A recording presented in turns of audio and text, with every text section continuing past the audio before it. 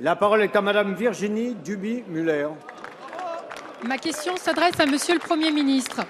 Alors qu'en 2000, notre pays bénéficiait d'un excédent de recettes, une cagnotte fiscale de près de 80 milliards de francs qui aurait permis d'amorcer la baisse du déficit, le gouvernement d'alors avait préféré mettre en place les 35 heures. Cette réforme portée par Martine Aubry sur l'assouplissement du temps de travail était certes séduisante pour les salariés, mais c'est une aberration d'un point de vue économique.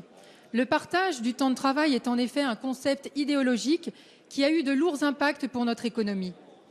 Alors que nous en fêtons le 15e anniversaire, nous en payons toujours la facture, le coût budgétaire annuel ayant été estimé à 12 milliards d'euros. Cette réforme a engendré un renchérissement du coût du travail, plus élevé qu'ailleurs, et une perte de compétitivité pour notre pays, qui vient de perdre son statut de 5e rang au terme des puissances économiques. Elle a également désorganisé l'hôpital, univers implacable pour les 35 heures, dont l'application a été précipitée selon l'aveu même de Lionel Jospin, ce qui en fait un véritable casse-tête et un gouffre financier. C'est aussi une exception européenne, puisque les Français sont ceux qui travaillent le moins en Europe.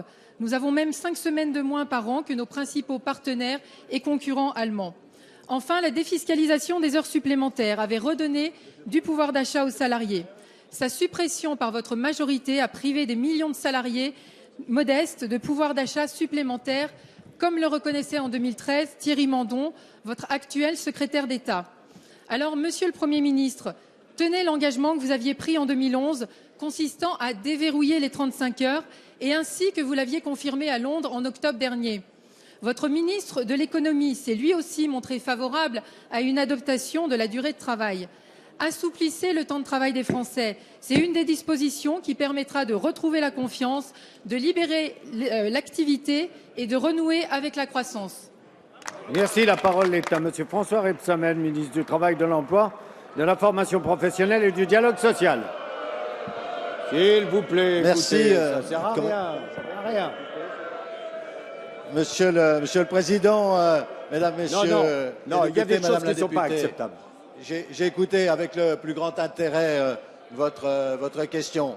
Effectivement, les 35 heures ont été mises en place et cela a permis à la France de connaître dans la période 1998-2002 une période de croissance, une période de baisse du chômage que l'on souhaiterait retrouver. Je vous indique à cet égard qu'en 2002, l'ensemble des comptes sociaux étaient à l'équilibre, ce qui n'est pas le cas, ce qui n'était pas le cas 10 ans plus tard, en 2012, puisque entre-temps, vous avez à peu près dégradé tous les comptes sociaux de ce pays. Je vous indique également, mais vous le savez pertinemment, que vous avez été au pouvoir pendant 10 ans et que pendant ces 10 ans, vous n'avez pas touché aux 35 heures. Et c'est aujourd'hui que vous venez à nouveau nous en faire ce reproche.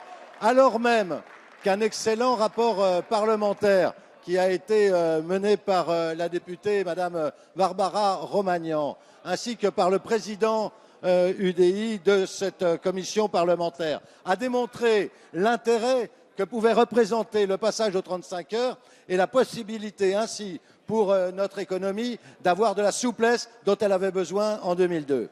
Enfin, je voudrais terminer en vous disant que depuis que nous sommes arrivés, nous avons, à travers les accords passés par les partenaires sociaux, mis en place une loi de sécurisation de l'emploi. Cette année a été déclinée dans la loi et des accords de maintien dans l'emploi peuvent être aujourd'hui passés par les entreprises à travers les partenaires sociaux. Et donc nous avons là un dispositif qui donne satisfaction. Et puis je rappelle que cette mesure était une mesure de progrès social. Merci.